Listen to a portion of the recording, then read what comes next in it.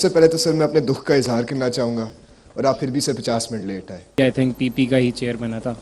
Hello and welcome back to my channel entertain with Chaudhary. तो भाई लम्स वाले तो छा गए हैं।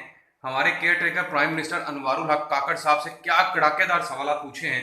कुछ सवालों के जवाब देते हुए वो लाजवाब से नजर आ रहे थे और कंफ्यूज नजर आ रहे थे। भाई ये वो सवाल हैं जो कि पाकिस्तान की हर यूथ के अंदर पाए जाते हैं।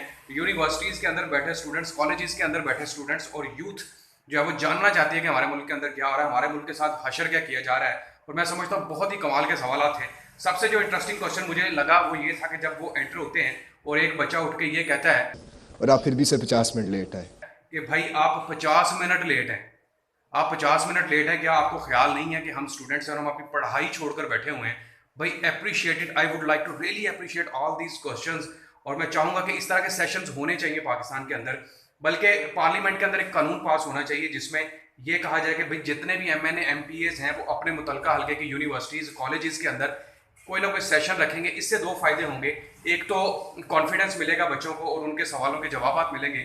दूसरा कि यार इनकी थोड़ी सी इंग्लिश भी इंप्रूव हो जाएगी, क्योंकि आप जानते हैं कि कोई इतना पढ़ा लिखा तबका नहीं है हमारे पार्लियामेंटेरियंस, एमएनए एमपीए को इतने पढ़े लिखे नहीं हैं।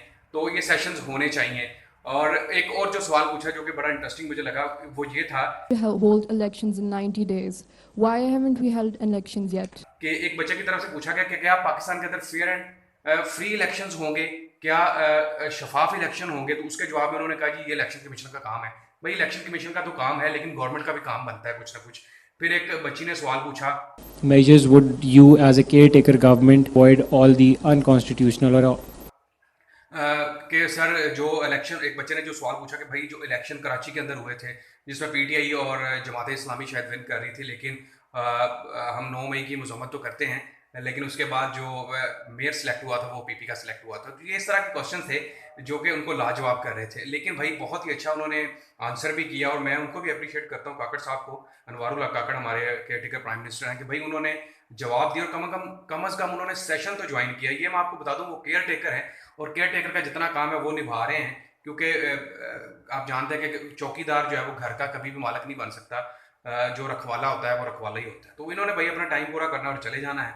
और इलेक्शन की जो डेट अनाउंस हो चुकी है जनवरी 2024 में होने वाले हैं। तो भाई अच्छा लगा देखकर यार, लम्स वालों ने कमाल किया है। लम्स वालों ने ऐसे क्वेश्चन किए हैं जो कि हर पाकिस्तानी पूछना चाहता था और पाकिस्तानी दिलों के अंदर वो सवाल जन्म ले रहे थे। अगर इस तरह के सेशन होते हैं तो आप यकीन मानिए, एक तो यह है कि यूथ जो है वो हमारी जितनी भी है पाकिस्तान के अंदर 55% इस वक्त यूथ है और वो मुतमिन होंगे यार, उन्हें उनके सवालों के जवाब मिलेंगे। और दूसरे नंबर पे हमारे एमएनए एमपीएस को भी पता होगा कि भाई हमने फेस करना है और हमने सवालों के जवाब देने। तो भाई कमाल हो गया, मज़ा आ गया। और होप्स हो कि पाकिस्तान किसी इम्प्रूवमेंट की तरफ जाए और कुछ सीखने को मिले। और मेरे चैनल एंटरटेन विद चौधरी को सब्सक्राइब करना ना भूलिएगा। अल्लाह हाफिज़।